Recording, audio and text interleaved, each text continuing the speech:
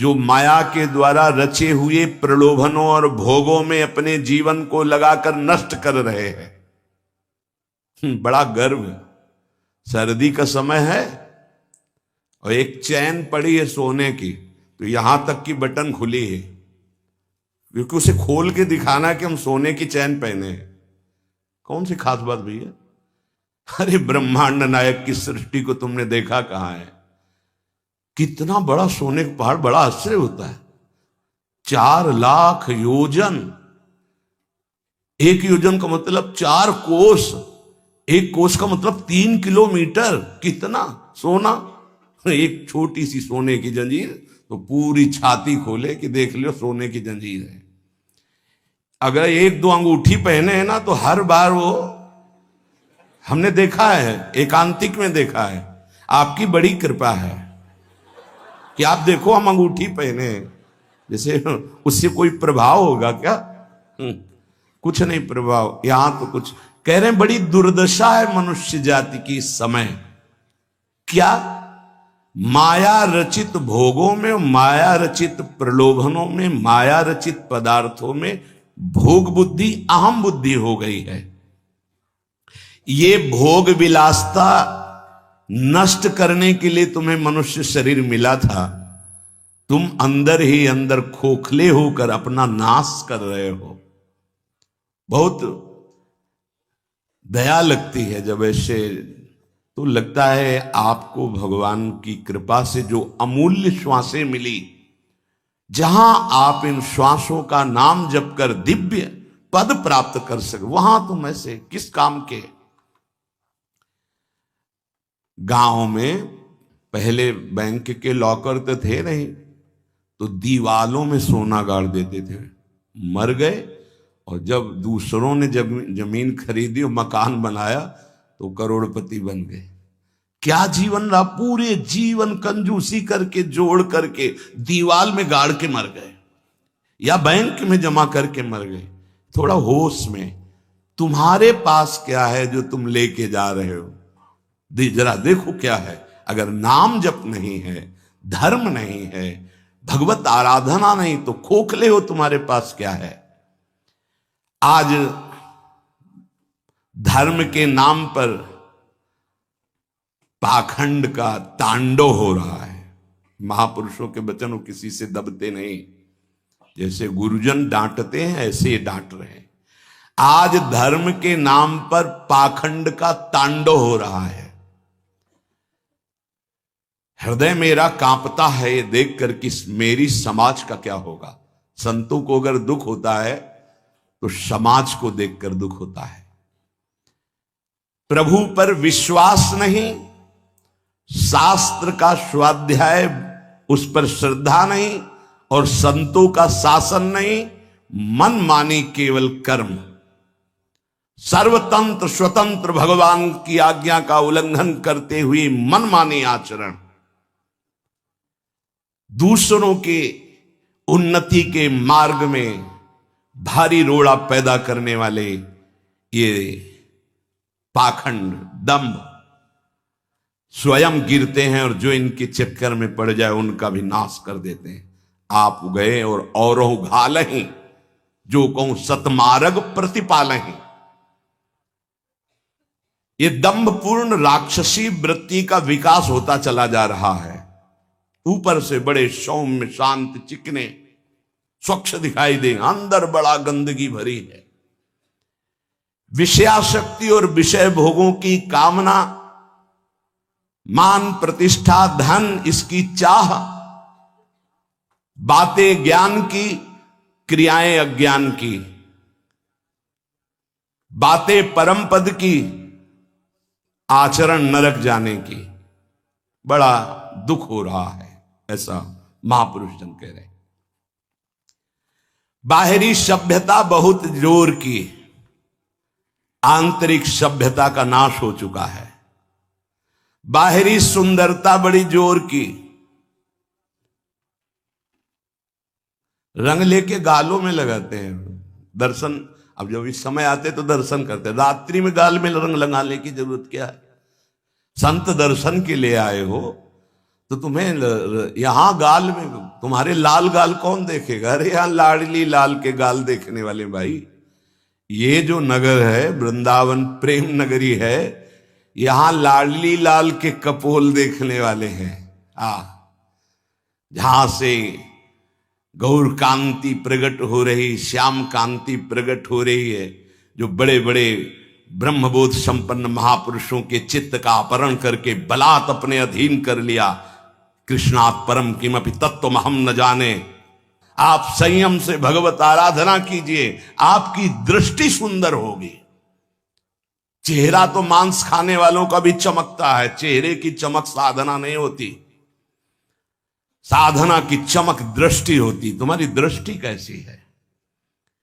तुम्हारे नेत्र बताते हैं कि तुम्हारी स्थिति कहां है। साधु चमड़ा देख के नहीं पहचानता है, साधु दृष्टि देख के पहचानता है। आज हमारी सुंदरता बढ़ रही, लेकिन हृदय असुंदर हो रहा है। दंभ, व्यभिचार, मिथ्याभिमान, हिंसा, दुर्गुण, दुराचार, इनकी उन्नति होती जा रही है। आध्यात्मिक गुरुजनों के वचन, शास्त्र वचन, इनकी हत्या हो रही है। न गुरुजनों के वचन न शास्त्र के वचन, इनका नाश किया जा रहा है, माना नहीं जा रहा। धन्य भाग है जो मान रहे हैं। सर्वव्यापी, सर्वप्रिय, सर्वमय, सर्वानंदमय प्रभु ने तुम्हें मानव दे भारत भूमि में खास करके इसलिए दी है कि तुम अपने दुखों को मिटाकर परम सुख में स्थित हो जाओ। उसके लिए एक सीमाएं रखी गई हैं धर्म की। भोगों को सीमा में बांध दिया गया है। अगर उन सीमा के अंतर्गत धर्मयुक्त भोगों का भोग भोगते हुए, नाम जप करते हुए अपने जीवन को व्यतीत करोगे तो तुम्हारे सारे पाप नष्ट हो जाएंगे। तुम्हें अन्य अलग कुछ नहीं अनुष्ठान करना पड़ेगा। नाम जप मात्र से तुम एक महान आनंद के भोक्ता बन जाओगे। तुम समस्त बंधनों से मुक्त हो जाओगे। ज्यादा कठिन नहीं, बस धर्मयुक्त सीमा में रहकर नाम जप करना है। पर आजकल पता ही नहीं कि धर्म किसे कहते हैं। कोई बिरला ही महापुरुष जानता है। नहीं तो धर्म के नाम पर केवल वासनाओं की पूर्ति का खेल खेला जाता है। ये महापुरुषों के वचन है, जरूर सुनने चाहिए। कड़वे हैं पर बहुत औषधि का काम करेंगे। महापुरुष ये नहीं सोचते कि सामने वाले को बुरा लगेगा। हम चाहते हैं कि बुरा लगे और तुम अच्छे बनो, बुरा लगे तुम गंदी बातों को छोड़ो। आज धर्म के नाम पर अपनी वासनाओं की पूर्ति का ढोंग किया जाता है, दंभ किया जाता है।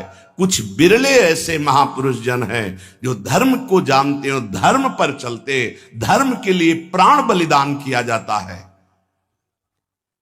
उस प्रभु को तुम धोखा देना चाहते हो जो तुम्हारे अंदर बैठा है, जो सर्वज्ञ है, सर्वांतर्यामी है। कौन देखता है यहां? अरे क्या वो देख रहा है जो निर्णायक है। उसको किसी वकील या गवाह की जरूरत नहीं है। वो तुम्हारे अंदर बैठा देख रहा है। जहां तुम संकल्प कर रहे हो वहीं वो देख रहा है। जो गुरु से डरता है, भगवान से डरता है, वो माया से निर्भय हो जाता है।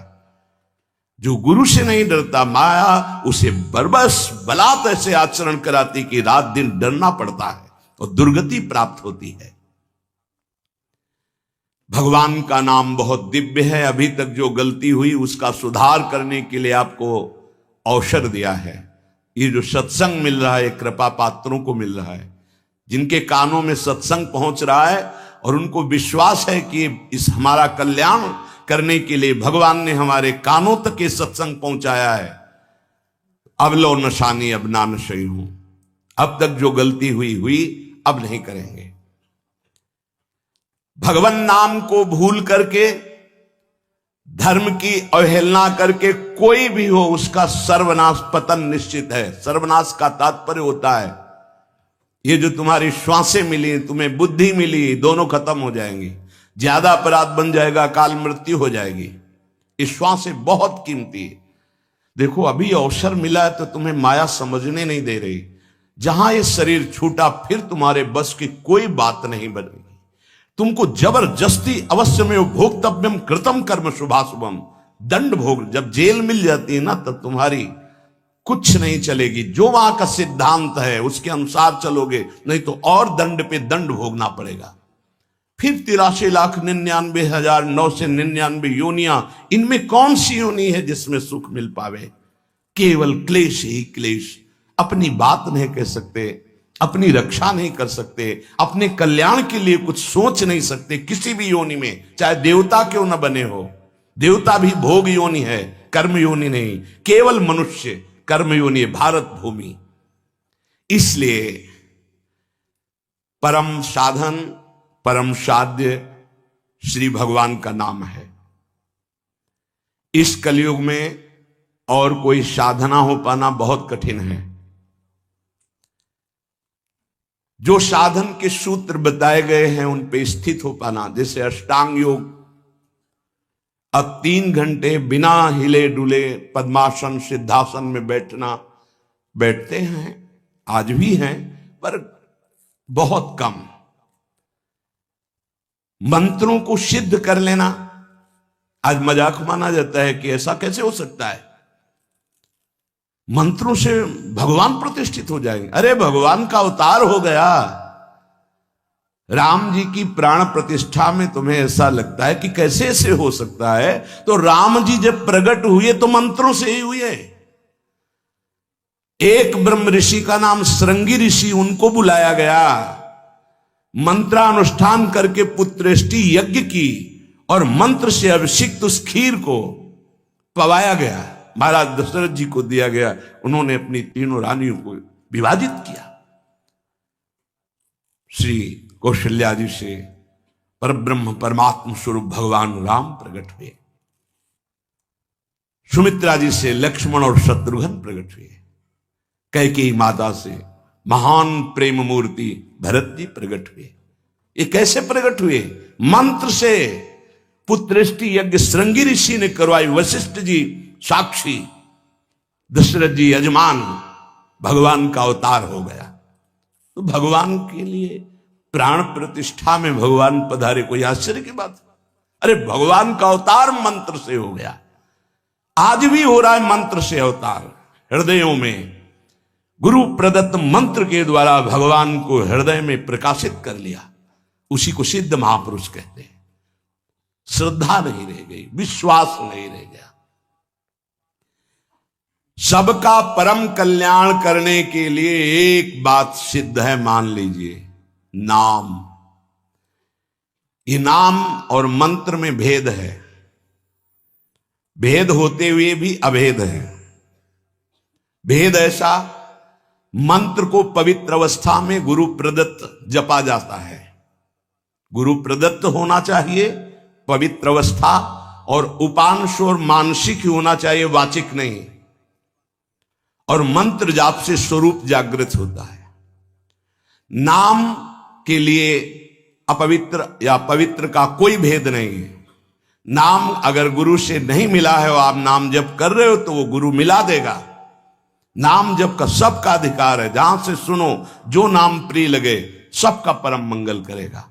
नाम महामहिम है, उठते बैठते चलते फिरते सोते जागते सब। नाम आगे का कार्य पूर्ण करा देगा। नाम गुरु मिला देगा, मंत्र दिलवा देगा, स्वरूप बोध करवा देगा, ये सब आगे का कार्य। नाम सबके लिए महामंगलदायक है। मैं बड़े जोर के साथ कहता हूं, अपने अनुभव की बात कहता हूं, अपने जीवन की बात कहता हूं कि जो कुछ प्राप्त हुआ सब नाम से प्राप्त हुआ। ऐसा गोस्वामी जी भी बोलते हैं।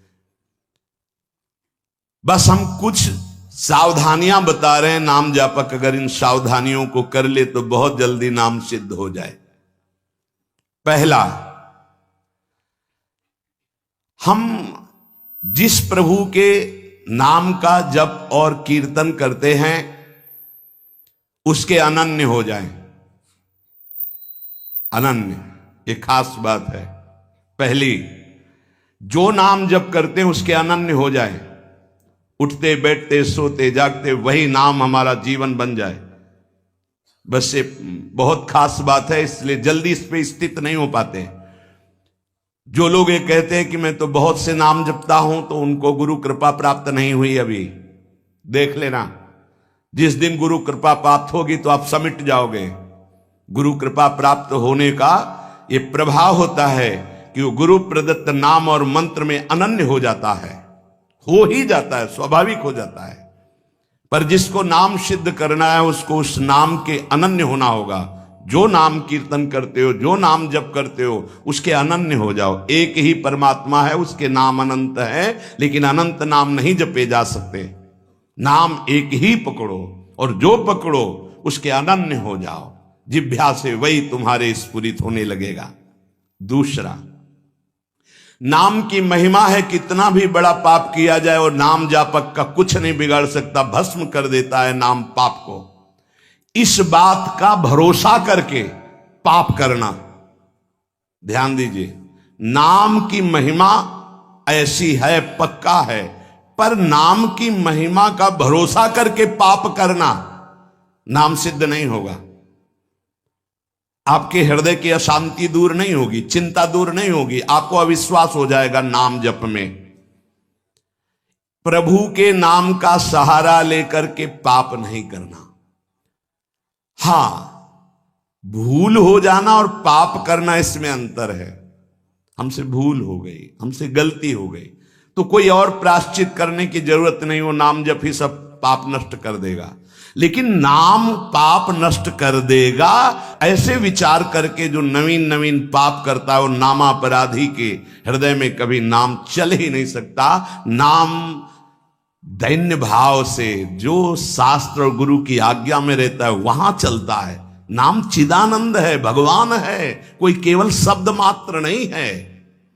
नाम की ओट में पाप जो करते हैं बड़े नामापराधी हैं, तो नाम उनका मंगल कल्याण करने के लिए जो समर्थ है वो हृदय में नहीं चलेगा, विक्षेप पड़ जाएगा, नाम छूट जाएगा, जीवन बर्बाद हो जाएगा। इसलिए नाम की आड़ में कोई पाप ना करे। भूल से गलती हो गई, पूर्वाभ्यासवश गलती हो गई, तो और कोई प्रायश्चित की जरूरत भी नहीं है, नाम अपने आप पावन कर देगा। तीसरी बात, अपने आराध्य देव के नाम के बदले में कुछ भी लेने की तैयारी मत कर लेना, नहीं घाटा हो जाएगा। जैसे एकांतिक में प्रश्न किया था कि हम अपनी कामनाओं की पूर्ति नाम से करवाना चाहते हैं, तो क्या हमारा नाम का फल क्षय हो जाएगा? हाँ, हो जाएगा। रुपया है, आपने उसको खर्चा कर दिया, और अगर आपने खर्चा नहीं किया तो उसका ब्याज मिलेगा, और ब्याज खर्चा करोगे तो मूलधन जमा रहेगा। तो जो भगवत भजन करने वाले चतुर सुजान होते हैं वो मूल को कभी खर्चा नहीं करते। क्या मूल का खर्चा? जो हम भजन कर रहे हैं मुझसे के बदले में कुछ नहीं चाहेंगे, तो ब्याज क्या होगा? नाम आपकी व्यवस्था अपने आप बढ़कर करता रहेगा, जो आप मांगना चाहते थे उससे बढ़कर। आप देख लेना, पहले नाम को तो एकत्रित करो। जब नाम रूपी धन एकत्रित हो जाता है तब बिना चाहे आगे से आगे भारी व्यवस्था होती रहती। सही पूछो तो केवल रोना आता है। इतना प्यार कौन कर सकता है प्रभु के सिवा? कैसे आश्चर्य में, सर्वाश्चर्य में, कैसे तुम्हें वो वाणी की सामर्थ्य नहीं कि वो प्यार बताए।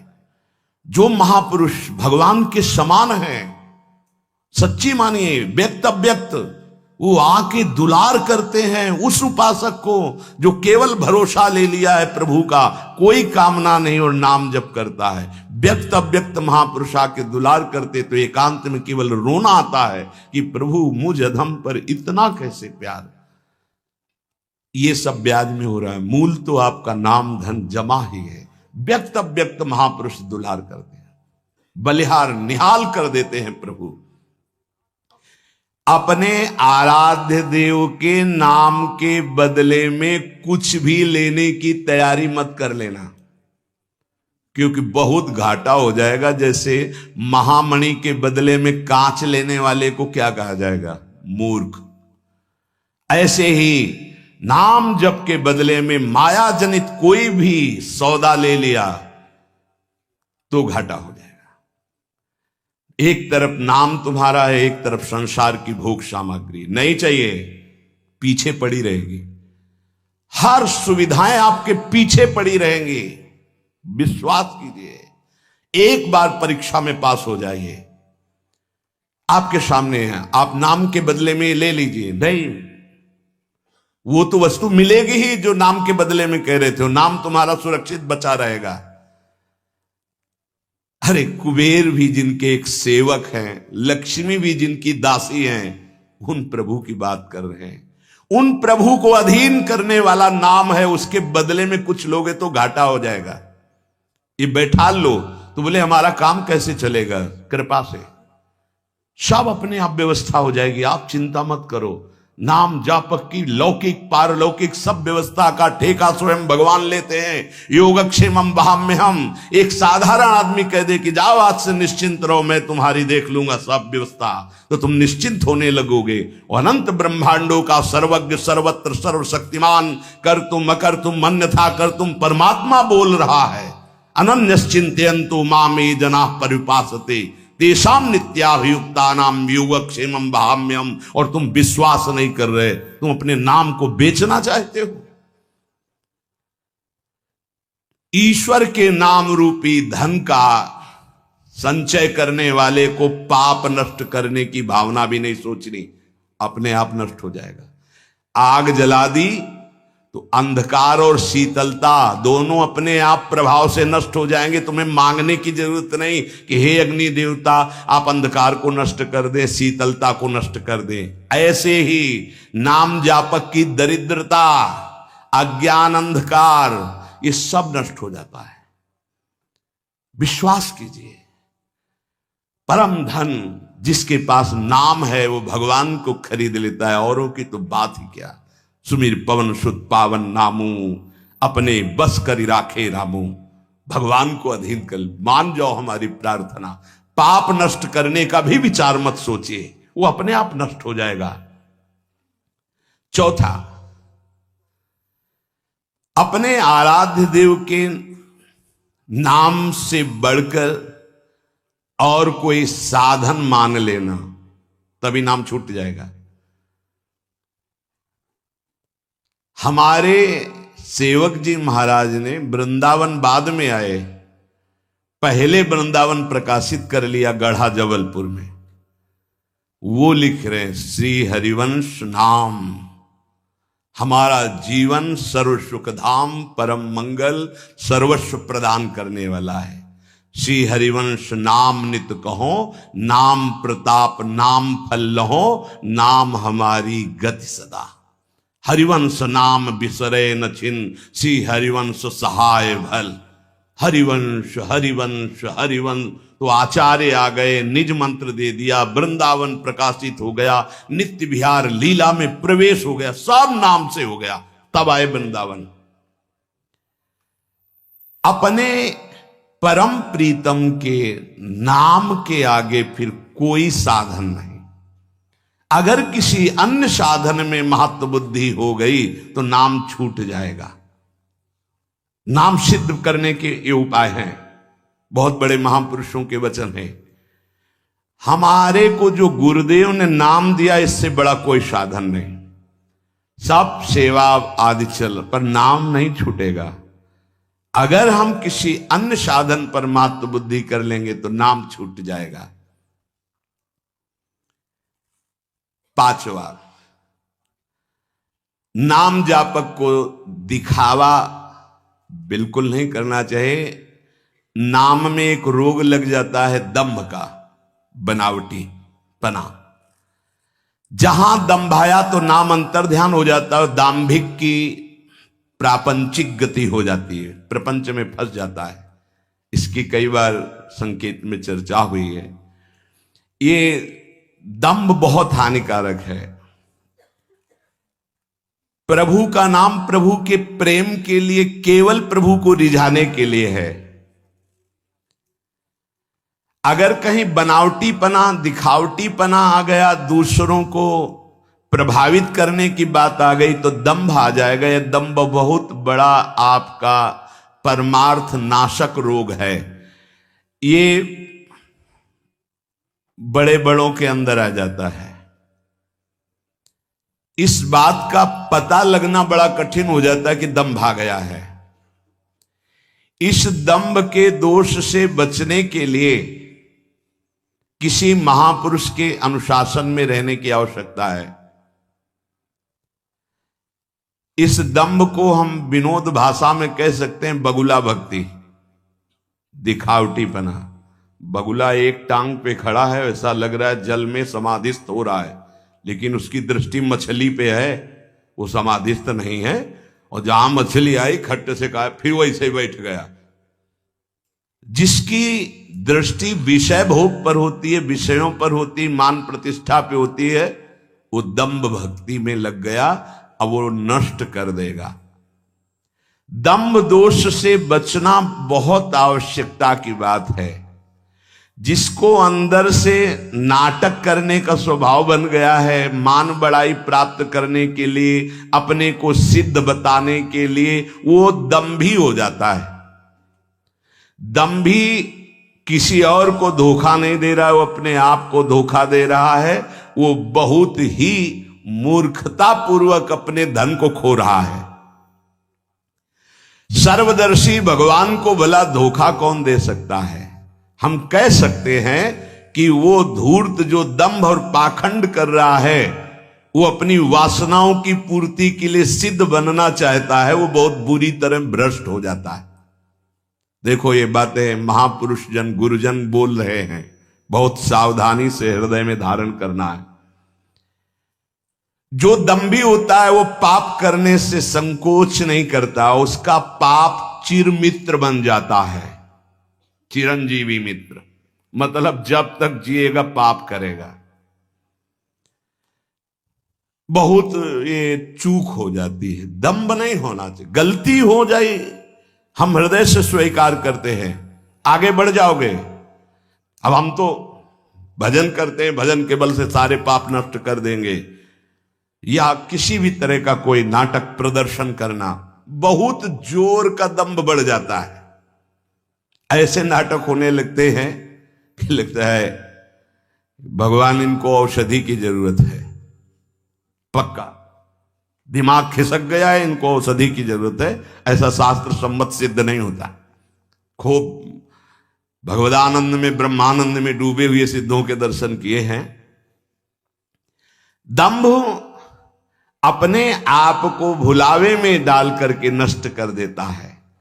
दंभी को पापों से घृणा नहीं होती, दंभी को दिखावे में बहुत रति हो जाती, जिससे लोग कहें। देखो जब सच्ची भक्ति करोगे तुम्हें लोग कहेंगे भक्त, भजनानंदी, या कोई महान शब्द से संबोधन करेंगे तो तुम्हें चुभेगा, तुम्हें संकोच होगा, तुम्हें एक ऐसा लगेगा कौन सा पाप बन गया कि मैंने ये बात अपने कान से सुन ली। सच्ची कहते हैं, हृदय जलेगा कि भगवान कौन सा अपराध बन गया है जो सम्मान रूपी विष पिलाया जा रहा है, कौन सा अपराध बन गया जो ऐसे शब्द सुनाए जा रहे हैं। जैसे कोई कि किशोरी जी की बड़ी कृपा, ऐसा ऐसा, हाँ तो अच्छा लगा। जैसे कोई ऐसा सामने सम्मान सूचक शब्द, तो एक अंदर झुलझुलाहट पैदा होती है। क्या तुम तो जानते नहीं हो? अरे जिनकी एक लवलेश कृपा मात्र से उनको देखो, तुम क्या समझते हो? कुछ नहीं है इधर, कुछ नहीं है, पर्दे में कुछ नहीं है, रंग पीछे से पड़ रहा है। अगर वो पीछे का रंग बंद हो जाए तो पर्दा एकदम शांत हो जाएगा, कोई चित्र नहीं चलेगा। ये जो चित्र की विचित्रता है पीछे से है।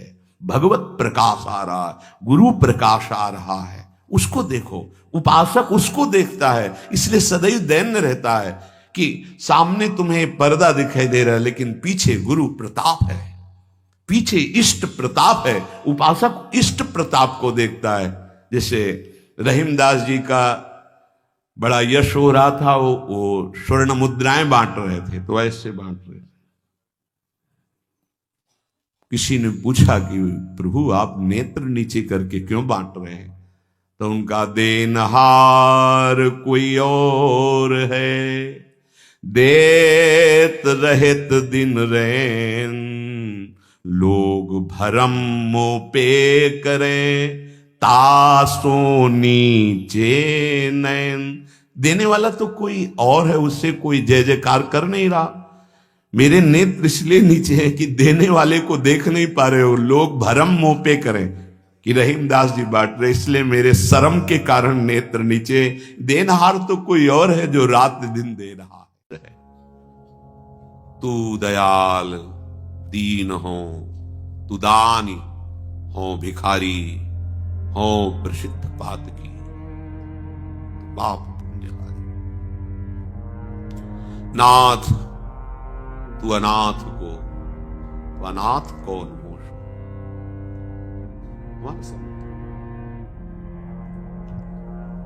मोह समान आरत आरत हर दोष।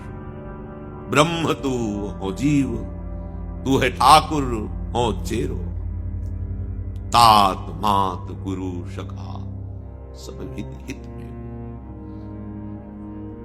तो ही मोहि नाते अनेक मानिए जो भावे। ज्यों त्यों तुलसी कृपालु चरण शरण पावे। हे करुणा में प्रभु, हमारा आपका संबंध है,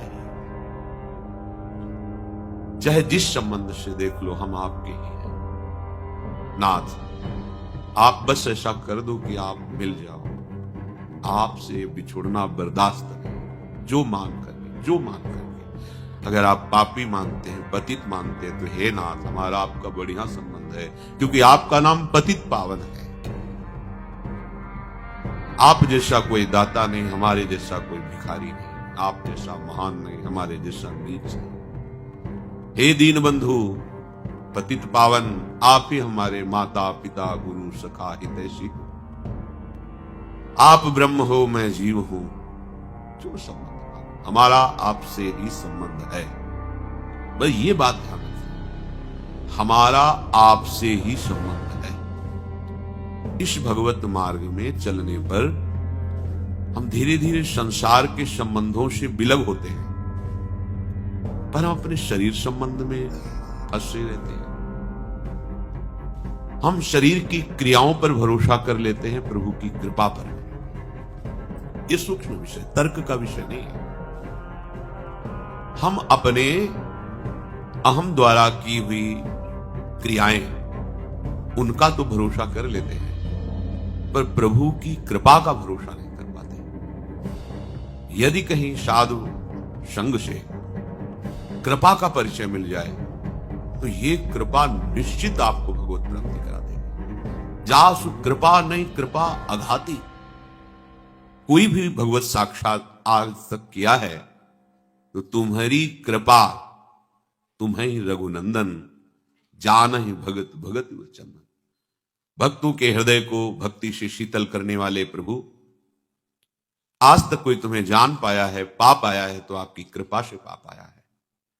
तो हे कृपा सिंधु, जिस तरह हम आपको पसंद आवे, जिस तरह हम आपको राजी कर सकें, अपनी कृपा से हमें वैसा बना लो।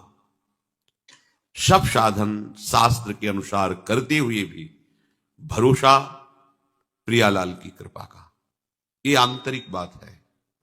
जितने भी साधन हैं प्रकृति के ही आधार पर हो रहे हैं। स्वभाव, सूक्ष्म शरीर, स्थूल शरीर, इन्हीं से तो सारी क्रियाएं हो रही, और ये सब प्राकृतिक हैं। करण प्राकृतिक हैं। जिन पदार्थों से क्रिया का पूर्ण भाव होता है वो भी प्राकृतिक हैं। क्रियाएं भी प्रकृति देश में ही हो रही। उस अव्यक्त परम तत्व, सर्वव्यापी परमात्म तत्व का अनुभव क्रियाओं से नहीं है। ये सत्संग के द्वारा जब हमें पता चलता है तो हमारा अहम गलित हो जाता है, और लगता है कि अभी तक तो हम क्रियाओं का भरोसा लिए थे, अब जब इनके ही द्वारा नहीं होता तो क्या करूं। देखो, हृदय में उतरी शरणागति, तो हे नाथ मैं सर्वतो भावेन आपकी शरण में हूं। मेरे साधन भी आप हो, मेरे साध्य भी आप हो। बस यहां से दिव्यता प्रारंभ होती है। जब तक अपने में कुछ भी सामर्थ्य है, तब तक शुद्ध शरणागति का प्रादुर्भाव नहीं होता। आज तक जिसे भी भगवत साक्षात्कार हुआ है, जिसे भी, चाहे वो ज्ञान मार्ग का पथिक हो, योग मार्ग का पथिक हो, भक्ति मार्ग का पथिक हो, वो चाहे गुरु कृपा शब्द बोले, भगवत कृपा शब्द बोले, आत्म कृपा बोले, प्रियालाल की कृपा बोले, वो कृपा ही है। बिना कृपा के ये तत्वबोध होना, परमात्म स्थिति होना, भगवत प्रेम में विकल होना, ये नहीं होता। एक ऊंचाई तक साधन की पहुंच है, इसके बाद नहीं। इसके बाद तो कृपा ही ले जाती है। इसीलिए बड़े बड़े महापुरुष जब कभी विनय करते पाए गए तो अत्यंत दैन्यता पाई गई। वो अत्यंत दैन्यता उनकी बनावटी भाव नहीं है। चाहे जिस महापुरुष की हृदय की जब बात सुनेंगे तो उसमें दैन्यता भरी मिलेगी, क्योंकि देखा है कि जो करना है उस करने से कुछ तो ऊंचाई मिलती है, वो भी प्रकृति राज्य तक। यहां से ब्रह्मलोक तक सब प्राकृतिक है, मायाकृत है। थोड़ी दिव्यता है उस प्रकृति में, पर है तो माया ही। यहां तक आप कर्म के द्वारा पहुंच सकते हैं, क्रियाओं के द्वारा। स्वर्गलोक, जनलोक, महार्कलोक, तपलोक, सत्य ब्रह्मलोक। अब इसके आगे जो यात्रा है वो कृपा की है। या गुण साधन ते नहीं होई, तुम्हारी कृपा पाओ कोई कोई। ये शब्द समझना बड़ा कठिन है। यह गुण साधन ते नहीं होई, तुम्हारी कृपा पाओ कोई कोई। कोई कोई जो कृपा का आश्रय ले लिया। ये केवल सत्संग से परिचय मिलता, केवल सत्संग से। हमारा जो देहाभिमान, अन्य अभिमान, ये शास्त्र शब्दों से काटा जा सकता है, पर साधना अभिमान, भक्ति का अभिमान, भजन का अभिमान, त्याग तपस्या का अभिमान, ये केवल संत गुरु हरि कृपा से ही कटता है। ये बना रहता है, भगवत साक्षात्कार होने पर भी बना रहता है। आपको लगेगा कि भगवत साक्षात्कार होने के बाद कैसे बना रहता है, ये तो बात समझ में नहीं आई। भगवत साक्षात्कार के बाद अभिमान कैसे बना रह सकता है? अगर आप सत्संग नहीं किए तो आपको तर्क उठ जाएगा। देखो, चित्रकेतु मंत्र प्राप्त होने पर मंत्र के बल से अनंत भगवान का साक्षात्कार करता है। शंकरषण भगवान एक ही है। जैसे राम लक्ष्मण भरत शत्रुघ्न, ऐसे वासुदेव शंकरषण प्रद्युम्न अनिरुद्ध, ये चतुर्व्यूह भगवान का अवतार है। भगवान शंकरषण का साक्षात्कार करता है, दिव्य विमान मिलता है। जिस लोक में जहां चाहे बिना रोक टोक के विमान पर जा सकता है। भगवत साक्षात्कार किए हुए विमान पर आरूढ़ कैलाश पहुंचता है। वहां अंबा को गोद में विराजमान की हुई त्रिपुर सुंदरी भगवती अंबा, देवाधिदेव भगवान महादेव जी सामने बैठे शनकादि ब्रह्म ऋषियों के साथ भगवत चर्चा कर रहे हैं, ब्रह्म वार्ता कर रहे हैं। इतने बड़े बड़े महापुरुष भगवान शिव के सामने नीचे बैठे हुए, सर झुकाए हुए अमृतमय वार्ता सुन रहे हैं। और आप ये विमान पर चढ़े चढ़े गए और भगवान शंकर को उपदेश देने लगे। आप जगत गुरु हैं। साधारण गृहस्थ भी अपनी भार्या को अपने पास अगर बैठालता है तो एकांत में, और आप सभा में गोद में बैठाले हुए, एक कहां की मर्यादा है। भगवान शंकर तो अगाध ज्ञान समुद्र, मौन शांत। लेकिन अंबा मां है, ढटा रे धूर्त, तू किनको उपदेश कर रहा है? तुझे दिखाई नहीं दे रहा है? बड़े बड़े ब्रह्म ऋषि महापुरुष सब बैठे, जिनके वचनों का अमृत पान कर रहे हैं, उनको तू उपदेश कर रहा है। तेरी उद्दंडता नहीं गई, तू भगवत साक्षात्कार की है, ऐसी सिद्धियां भी प्राप्त है तेरे को, उद्दंडता नहीं गई। साधु समागम नहीं किया, इसलिए तेरी उद्दंडता को अब मैं दूर करती हूं। जा, आशीर्भाव को प्राप्त हो जा, तेरा सब भागवतिक वैभव ढक जाए, छिन जाए। वही भयानक असुर भाव को वृत्तासुर के रूप में प्रकट हुआ। देखो, ये है भगवत साक्षात्कार के बाद भी उद्दंडता नहीं गई। अरे जिनकी कृपा को ओर से समस्त सिद्धियां, ज्ञान और दिव्यता आती है, उन प्रभु को कैसा कटाक्ष करा? ऐसा तो कोई त्रिभुवन में बोलने की हिम्मत नहीं रखता। महाप्रलय स्वरूप जिनका तीसरा नेत्र है, जो संपूर्ण ज्ञान के समुद्र हैं, करुणा का साक्षात स्वरूप है, परम वैष्णवाचार्य हैं, उनको कोई उपदेश कर सके इतनी सामर्थ्य किसी में नहीं। स्वयं भगवान श्री हरि इनकी आराधना करते हैं और ये भगवान श्री हरि की आराधना करते हैं। परस्पर एक दूसरे से पूछो तो वो उनको अपना गुरु आराध्य देव कहेंगे, वो उनको अपना गुरु आराध्य देव कहेंगे। तो हरि भक्त होकर के भी कैसी उद्दंडता इनके हृदय में, ये सत्संग से जाती है। साधु संग से अत्यंत दैन्यता आ जाती है और दैन्य ही प्रभु की कृपा का भाजन बनता है। और कृपा पात्र के लिए कुछ दुर्लभ नहीं, कोई भी ऊंचाई दुर्लभ नहीं, क्योंकि कृपा वो प्रवाह है जो किसी भी तरह के बांध से रुकती नहीं, बहाकर जीव को महारस में डुबो ही देती है। इसलिए कृपा का आश्रय जरूर लीजिए हृदय में। प्रभु की कृपा का आश्रय यदि आपके हृदय में हो गया तो शब्द याद रखिए, आपको कुछ दुर्लभ नहीं है। हमारे अंदर एक वृत्ति है करके प्राप्त करना, संतुष्ट करना, ऐसा करके यही में फंसाती चली जा रही है। करके वहां तक नहीं पहुंचा जाता। जितनी भी क्रियाएं हैं सब त्रिगुणमयी हैं, तीन देहों के द्वारा होती हैं, और जहां पहुंचना है वो त्रिगुणातीत है, इनकी पहुंच ही नहीं है। हां, इनका समर्पण कर देने से ये वही हो जाते हैं। जैसे लोहे में दाहिका शक्ति नहीं है, दाहिका शक्ति अग्नि में है, पर जब लोहा संपूर्णतया दाहिका शक्ति से युक्त अग्नि में डाल दिया जाता है तो वो भी अग्नि स्वरूप ही हो जाता है। उसमें भी दाहिका शक्ति ज्वालामयी अंदर हो जाती है, लाल लोहा वैसे ही दाह उसमें हो जाता है। यद्यपि उसमें दाहिका शक्ति किंचन मात्र भी नहीं है, पर उसी लोहे को जब अग्नि में डाल दिया गया तो अग्नि स्वरूप हो जाता है। ऐसे ही त्रिगुणात्मिका माया के द्वारा रचे हुए स्थूल देह, सूक्ष्म देह और कारण देह स्वभाव, इनकी पहुंच नहीं है प्रभु तक, उस प्रेम तक। पर जब इनको हम प्रभु में संपूर्णतया समर्पित कर देते हैं, जैसे संपूर्णतया वो लोहा अग्नि में जब गया तो अग्नि स्वरूप हो गया, ऐसे ही स्थूल भी भगवत स्वरूप, सूक्ष्म भी भगवत स्वरूप, स्वभाव भी भगवत स्वरूप। ये कृपा से हुआ। सवै अंग गुणहीन हो, ताको यतन न कोई, एक किशोरी कृपाते जो कछु होए सो होए। कृपा, हमारा समर्पण जो अधूरा है उसका कारण हमारा कृपा का आश्रय ना लेना है। हम कभी कभी बड़ी भूल कर बैठते हैं, हम कृपा को गलत ढंग में ले लेते हैं। हमारे पास मनचाही हो गई, रुपया पैसा खूब हो गया, अनुकूलता मिल गई, वाहवाही मिल गई, तो हम मानने लगते हैं कि हमारे ऊपर कृपा है। ये देखो गलत ढंग।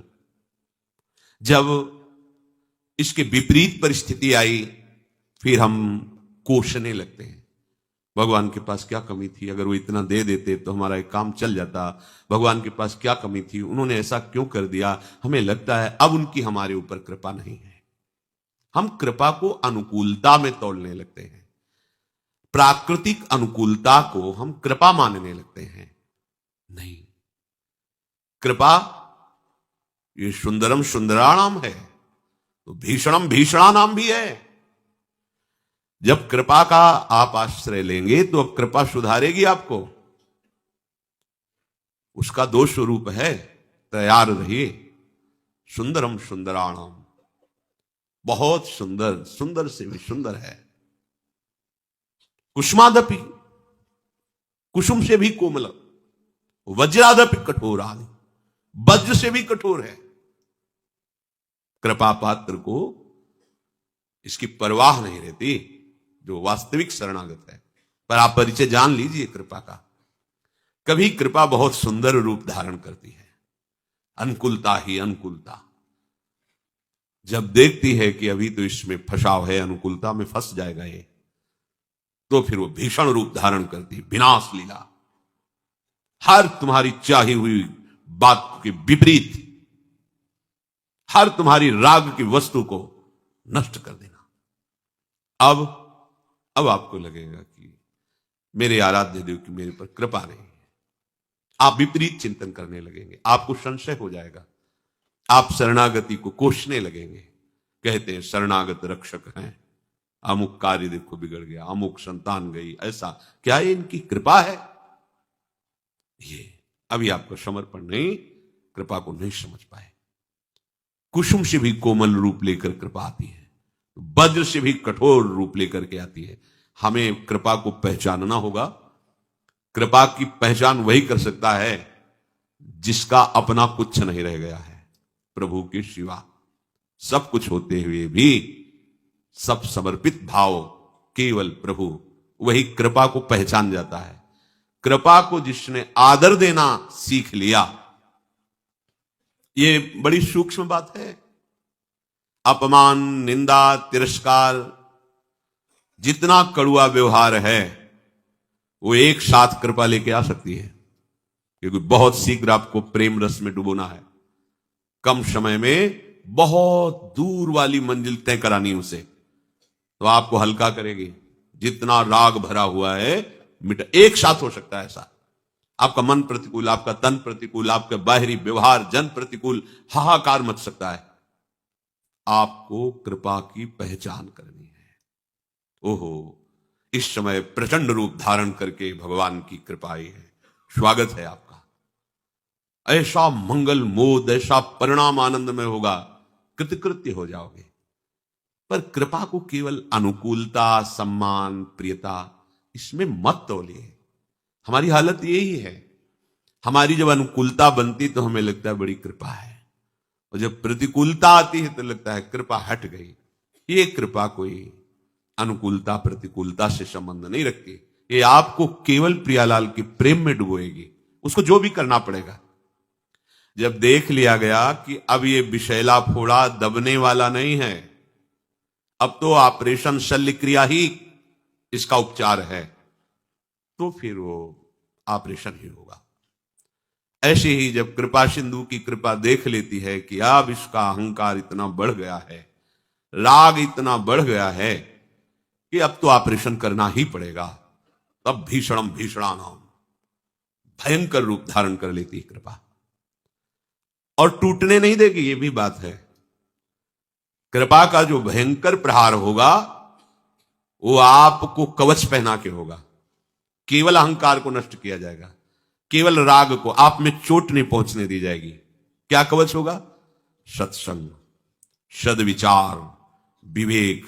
ये आपके अंदर कृपा जागृत करेगी। आपको लगेगा कि इतना कब तक हम सहन, अंदर से विवेक, साधु संग, शास्त्र के वो सिद्धांत जो आपको भगवत राज्य में प्रवेश देने के लिए बलवान बनाते हैं, वो सब एक साथ आपको संभालेंगे और बाहरी भयंकर रूप होगा। तैयार रहिए। हम भक्ति मार्ग को, भगवत मार्ग को कुछ ऐसा समझने लगे हैं कि 2-4 माला जप लिए, खूब मनमानी नशा करें, गंदे आचरण करें, छल कपट करें, दूसरों को नाटक के द्वारा रिझा करके विषय सेवन करें, और भक्ति हो ही रही है। नहीं नहीं, भक्ति ऐसी, इसे भक्ति नहीं कहते। देखो भक्तों के जीवन में उनको कसौटी पे कसा है कृपा ने। जहर पिलाया गया है, कोड़ों से खाल खींच ली गई है, शूली पर चढ़ा दिया गया है, आग पे रख दिया गया उनको। सब तरह की कसौटी पर उनका हृदय प्रभु के कोमल चरणारविंद से एक क्षण के लिए भी नहीं हटा। किसी भी भक्त के जीवन को आप देख लीजिए, जो महाभागवत भगवत स्वरूप हुए हैं, उनके चरित्रों को पढ़कर आप देख लीजिए। ये कृपा कसौटी में कस करके जगत को दिखा देती है कि भगवान का भक्त कितना सहनशील होता है, कितना महान होता है। भक्ति एक ऐसा नाटक नहीं है कि हमारी वासनाओं की ये सब लीला चलती रहे, अहम जनित क्रियाएं होती रहे, मान सम्मान प्रतिष्ठा प्रियता ये सब, और हम प्रभु के प्रेमी भक्त। नहीं भाई, गलत मार्ग है।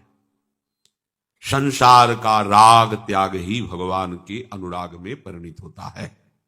ध्यान दीजिए, संपूर्ण इंद्रियों का विलास, संपूर्ण अहम शून्य जीवन, बड़ा अंतर हो गया। इंद्रियों का विलास, अहम शून्य जीवन, एकदम दिशा बदल गई।